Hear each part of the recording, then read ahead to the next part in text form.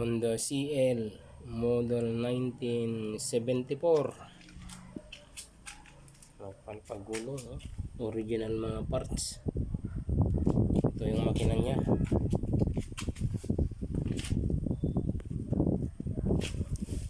Binuksan ko yung stator coil, buong buo. Tapos ang linis. 1974 model, 2025 na ngayon. Original. Ito pag-ari ng pumunta na sa US yung may-ari. Galing sa Amerika to, pinadala niya dito sa Pilipinas. Tapos bumalik na naman siya. Tignan mo mga tornilyo, ngayon pa lang mabuksan, ang linis tornilyo. Ngayon pa lang mabuksan. Tignan ko.